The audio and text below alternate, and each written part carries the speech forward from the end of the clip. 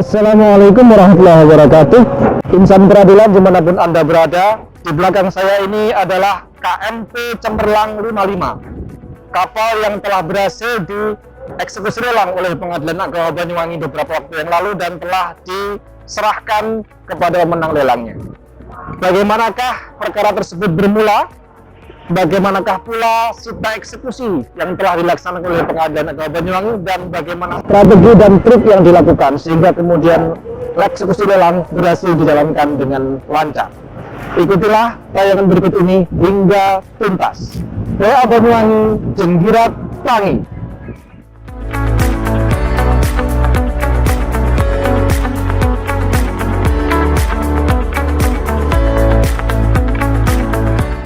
KMP Cemerlang 55 adalah objek sengketa ekonomi syariah antara PT Bank Syariah Mandiri atau PT BSM melawan PT Sarana Samudra Utama atau PT SSU yang berkedudukan di Sidoarjo. PT BSM memberikan pembiayaan kepada PT SSU berdasarkan akad murobahah dengan agunan berupa gros akta hipotik dan gros akta balik nama.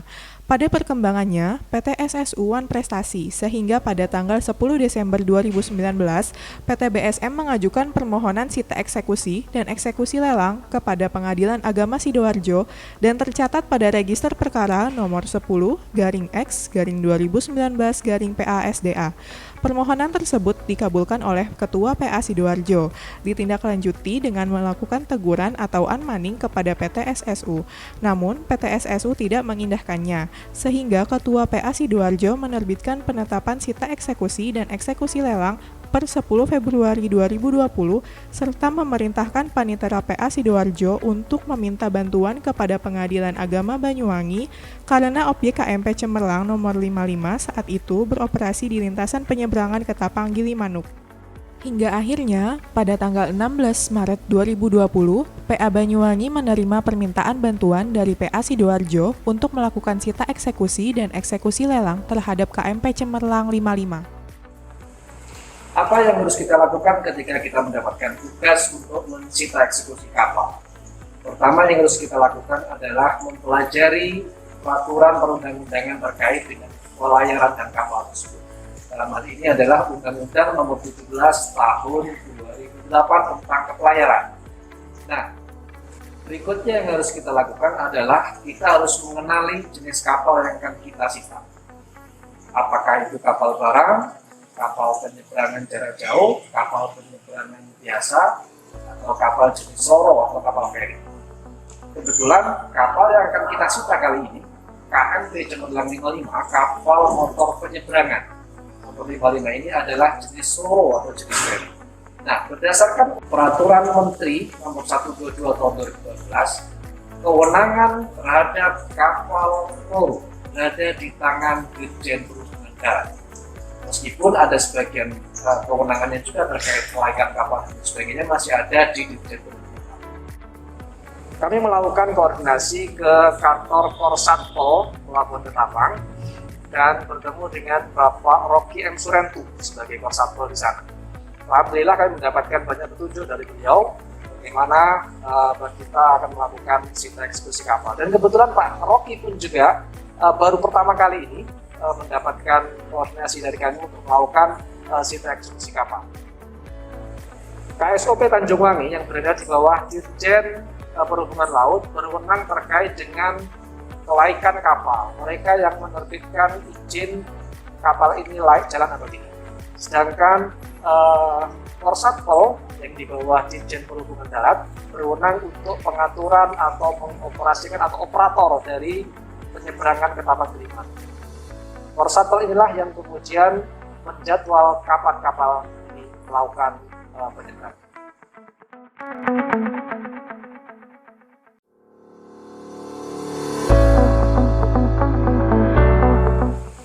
Ketika new normal diberlakukan, kami mencoba untuk melakukan kembali koordinasi, melanjutkan tahapan sita eksekusi kapal tersebut dan kembali berkoordinasi dengan Pak Rocky M. Surentu selaku Korsatpol dan Pak Widodo selaku Satwilker KSOP Tanjung Wangi. Dan alhamdulillah kemudian kami mendapatkan banyak arahan dari beliau berdua. Beberapa arahan dari Bapak Rocky selaku Korsatpol Ketapang adalah bahwa ketika kapal tersebut akan disita, maka harus diketahui bahwa kapal tersebut sedang berada di titik Ketapang, tidak berada di titik Gilimanuk. Maka kemudian kita harus memastikan jadwal sita eksekusi tersebut adalah ketika kapal tersebut berada di sisi Ketapang. Kami beruntung, ternyata kapal Cemerlang 55 pada bulan Mei telah habis izin operasionalnya, sehingga dan tidak diperpanjang lagi. Sehingga mulai tanggal 1 sebenarnya tanggal 1 Juni sebenarnya kita sudah bisa melakukan sita eksekusi tersebut. Namun kemudian Bapak Rocky selaku Korsatpol Ketapang memberikan jadwal bahwa kita bisa melaksanakan sita eksekusi pada tanggal 10 Juni 2020. Sebelum sita eksekusi kapal dilaksanakan, ada beberapa hal yang harus diperhatikan oleh juru sita. Pertama, memastikan lokasi keberadaan kapal. Untuk kapal jenis Ro-Ro, dapat dilakukan dengan bantuan dari Otoritas Bidang Pelayaran, yakni Korsatpol atau BPTD di bawah Dirjen Perhubungan Darat dan KSOP di bawah Dirjen Perhubungan Laut. Kedua, menyiapkan tempat sandar. Tempat sandar ini harus disiapkan terlebih dahulu agar ketika sita eksekusi terlaksana, kapal bisa langsung ditempatkan hingga berhasil dilelang. Untuk mengondisikan tempat sandar ini, juru sita perlu melibatkan pemohon eksekusi guna berkoordinasi dengan otoritas yang mengelola tempat sandar kapal karena ada biaya yang harus dibayar selama kapal bersandar dan itu ditanggung oleh pemohon eksekusi. Ketiga, untuk menjaga keamanan selama kapal tersebut bersandar, perlu disiapkan personel khusus, seperti kru di atas kapal dan penjaga di darat. Tentunya, biaya untuk memenuhi kebutuhan dan upah para kru dan penjaga tersebut menjadi tanggung jawab pemohon eksekusi. Akhirnya, menjelang tanggal 10 Juni, sebagaimana waktu yang disepakati bersama antara kami, Korsatpol dan KSOP, bahwa menjelang itu kami mengirimkan surat pemberitahuan kepada pemohon eksekusi maupun termohon eksekusi bahwa pada tanggal itu akan kita laksanakan sita eksekusi. Tentunya harus berselang sebelum 3 hari kerja surat tersebut harus nyampe kepada para pihak. Alhamdulillah persiapan sudah matang dan satu hal yang juga harus kita ingat bahwa kita juga harus berkoordinasi dengan pihak kepolisian, dalam hal ini KP3 atau kepolisian daerah pelabuhan yang kemudian berada di bawah koordinasi Polresta Banyuwangi. Nah, kita tidak boleh melupakan koordinasi terhadap kepolisian ini karena terkait kewenangan keamanan adalah berada di tangan mereka. Di samping pihak kepolisian, dalam pengamanan sita eksekusi ini juga kita libatkan dari pihak Lanal karena memang itu adalah kewenangan atau teritori mereka. Sehingga dalam pelaksanaan sita eksekusi kita melibatkan Polri dan juga dari Lanal Kabupaten Banyuwangi. Menjelang hari H sita eksekusi, ada satu hal yang harus kita lakukan. Kita harus melakukan rapat koordinasi dengan pihak-pihak yang kita libatkan dalam proses sita eksekusi tersebut. Di antaranya adalah Korsatpol BPTD, kemudian dari KSOP atau Kantor Kesehatan Barang, juga dengan kepolisian KP3 Banyuwangi, juga dengan pihak dan Lanal. Apa guna dari rapat koordinasi ini?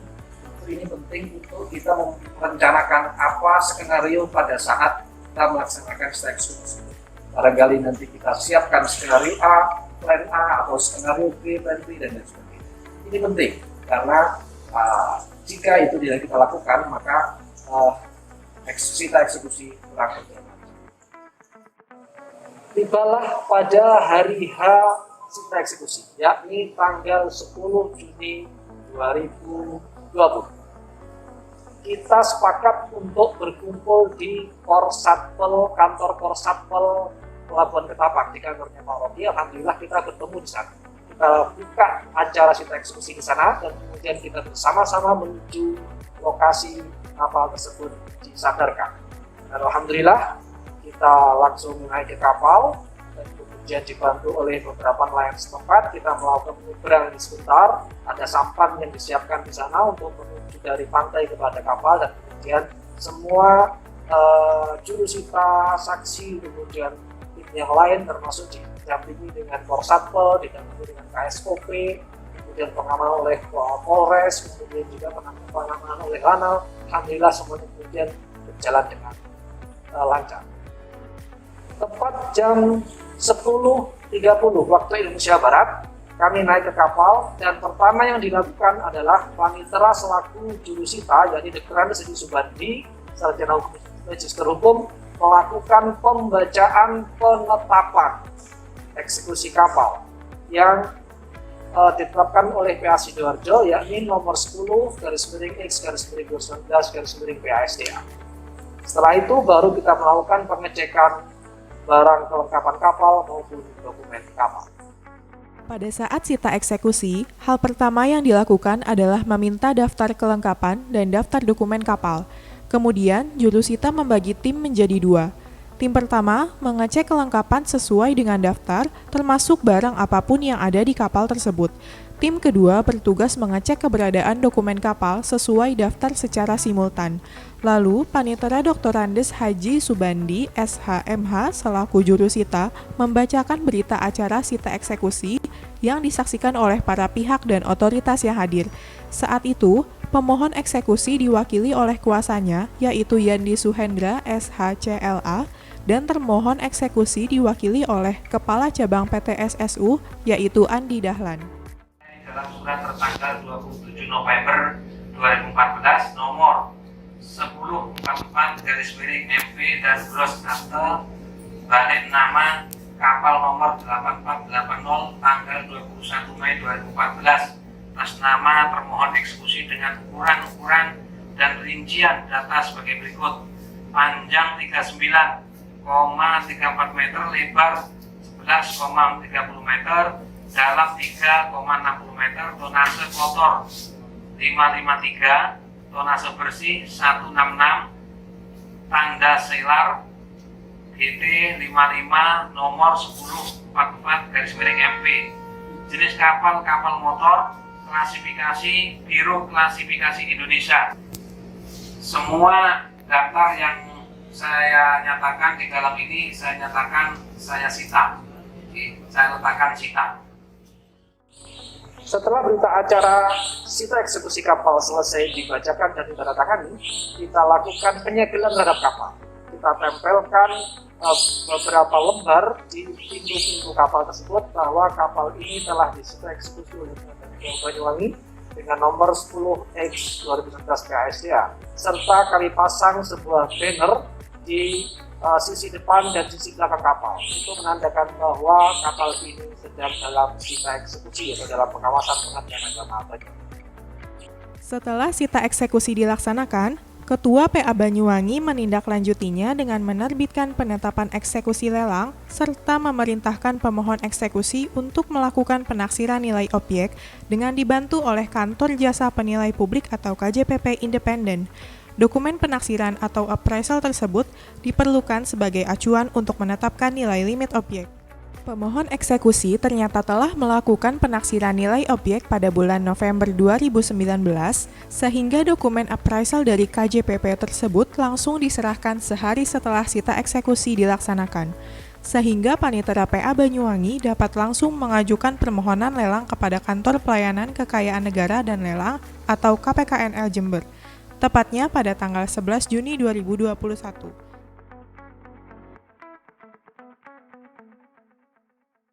Sehari setelah sita eksekusi, yakni 11 Juni 2020, kita kirim surat permohonan lelang ke KPKNL Jember. Namun ternyata masih ada beberapa syarat lelang yang kurang. Kemudian kita berusaha lengkapi, dan setelah kita lengkapi beberapa hari kemudian ada penetapan dari kantor KPKNL Jember bahwa lelang dilaksanakan pada 13 Agustus 2020. Kewajiban kami adalah melakukan pengumuman 2 kali. Pengumuman pertama melalui selebaran, yakni pada tanggal 15 Juli 2020, dan kemudian pengumuman kedua harus melalui media cetak atau harian yang ada di Kota Banyuwangi. Kemudian pada tanggal 13 Agustus 2020 lelang siap dilaksanakan. Namun sebelumnya harus kita lakukan unleasing atau penjelasan tentang objek lelang, dan unleasing kita jadwalkan pada tanggal 11 Agustus 2020. Nah, namun pada saat tanggal 13 Agustus 2020 ternyata lelang yang dilaksanakan secara close bidding atau lelang tertutup secara online melalui aplikasi lelang milik KPKNL tersebut, ternyata tidak ada satupun peminat yang mendaftarkan diri untuk mengikuti lelang kapal cemerlang 5000. Begitu mengetahui bahwa lelang pada tanggal 13 Agustus tersebut tidak ada peminat, maka kemudian kuasa pemohon eksekusi langsung mengajukan surat permohonan lelang ulang.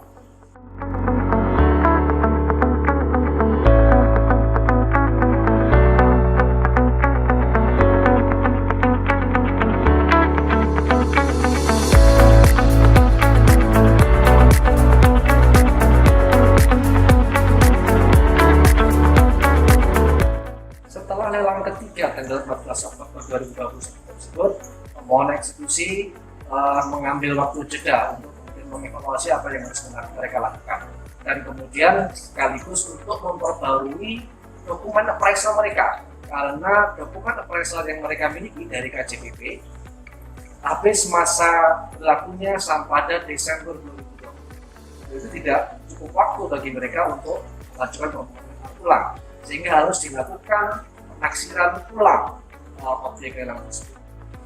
Selang beberapa waktu, pemohon eksekusi kemudian kembali mengajukan permohonan lelang yang baru sambil melampirkan dokumen appraisal atau penilaian harga objek kembali yang baru. Dengan dokumen yang baru tersebut dengan nilai likuidasi yakni 3.357.000.000 rupiah dan nilai pasar 4.795.000.000 rupiah.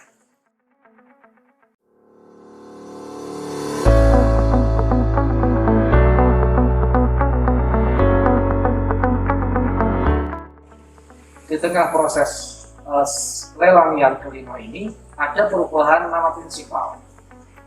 Bank Syariah Mandiri melakukan penggabungan dengan dua bank syariah lainnya, yaitu Bank Rakyat Indonesia dan Bank BNI Syariah Indonesia, dan kemudian bergabung menjadi Bank Syariah Indonesia.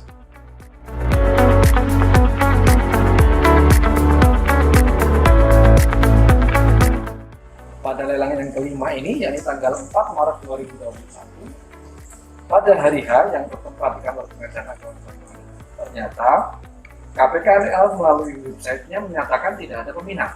Padahal pada saat itu sudah ada orang yang melakukan penyetoran uang jaminan.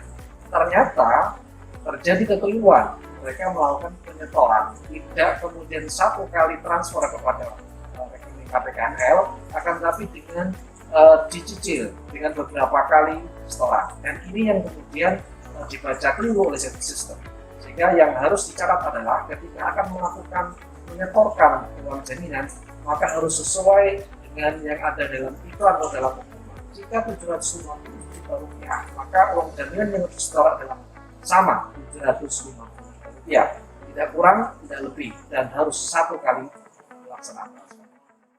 Tibalah saatnya pada tanggal 12 April 2021.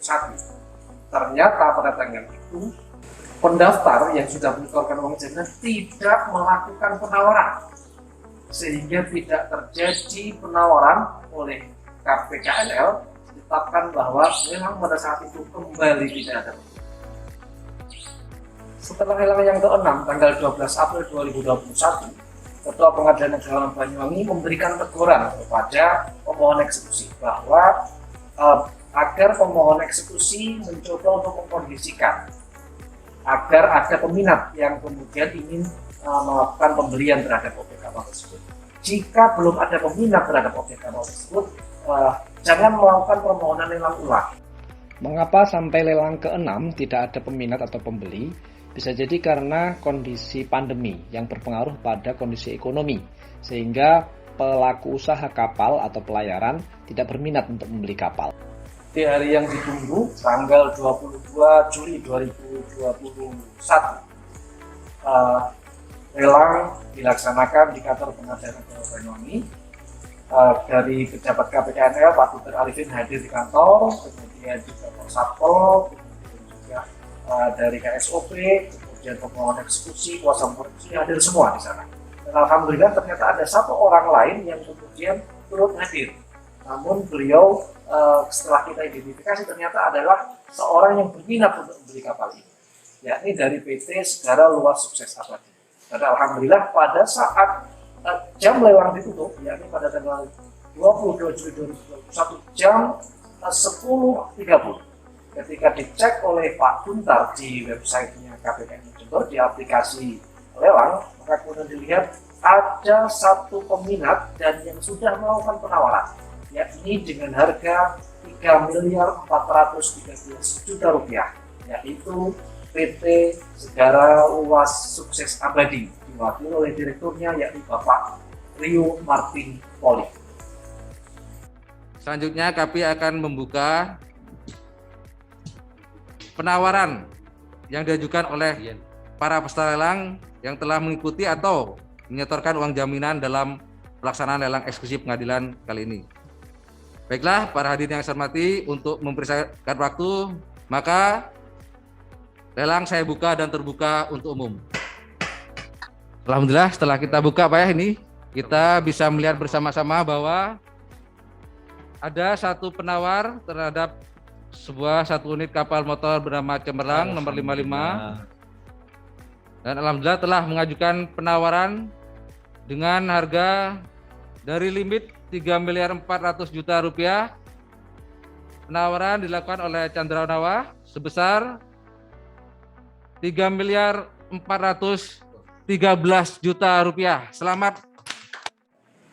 Alhamdulillah kami sangat bersyukur, kami dari Pengadilan Agama Banyuwangi, ada Pak Panitera, ada kami, para panitera muda, bersyukur sekali ketika lelang yang ke-7 ini ada peminat, sehingga kemudian tugas kami tinggal tersisa satu lagi, yakni penyerahan objek lelang dan penyerahan hasil bersih lelang. Sesuai dengan Peraturan Menteri Keuangan Nomor 213 Tahun 2020 tentang lelang, maka pemenang lelang berkewajiban untuk segera melunasi sisa pembayaran sesuai harga lelang dalam waktu 5 hari kerja. Jadi, dari 3.413 juta rupiah, baru terbayar uang jaminan sebesar 750 juta rupiah. Sisanya sejumlah 2.663 juta rupiah ditambah biaya dan pajak lelang pembeli harus dilunasi sebelum 5 hari kerja. Pada tanggal 26 Juli 2021, pemenang lelang telah melunasi sisa harga lelang. Dan pada hari itu juga, KPKNL Jember melakukan pemindah bukuan hasil bersih lelang ke rekening PA Banyuwangi selaku pemohon lelang.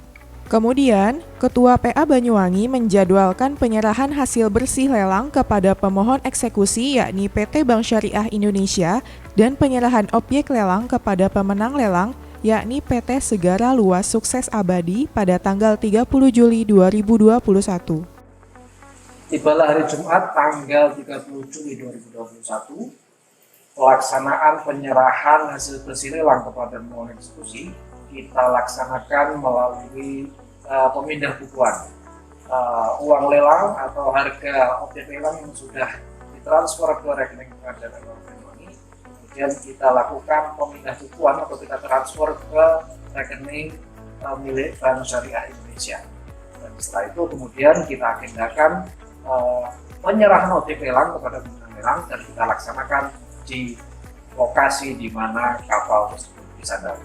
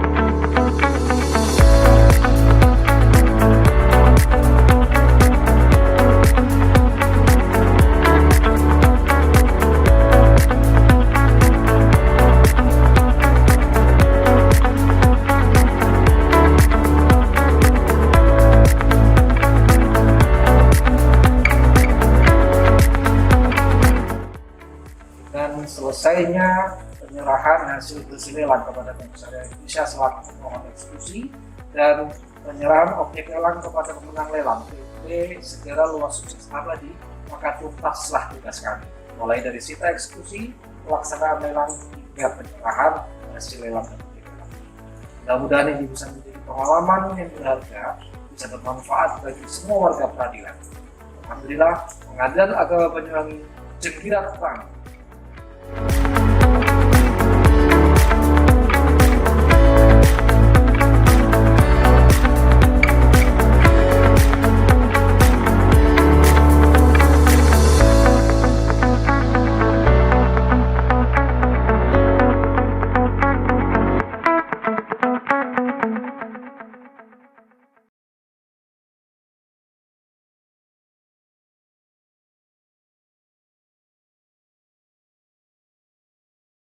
Assalamualaikum warahmatullahi wabarakatuh.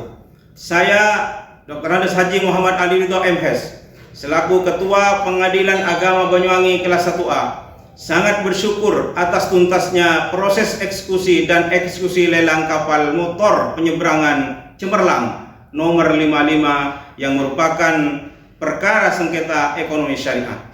Meskipun berlangsung sampai 7 kali, pada akhirnya proses lelang membuahkan hasil sehingga KMP Cemerlang 55 dapat terjual. Mudah-mudahan pengalaman yang sangat berharga ini dapat menjadi eviden bahwa lingkungan peradilan agama benar-benar telah mampu secara profesional menangani perkara ekonomi syariah hingga tuntas. Saya mengapresiasi kekompakan dan kerja keras tim PA Banyuwangi, baik unit kepaniteraan maupun kesekretariatan yang telah berkontribusi atas keberhasilan ini. Tak lupa kami ucapkan terima kasih kepada semua stakeholder yang telah membantu keberhasilan proses sita eksekusi hingga eksekusi lelang ini berakhir dan selesai. Pengadilan Agama Banyuwangi Jengkirat Tangi. Assalamualaikum warahmatullahi wabarakatuh.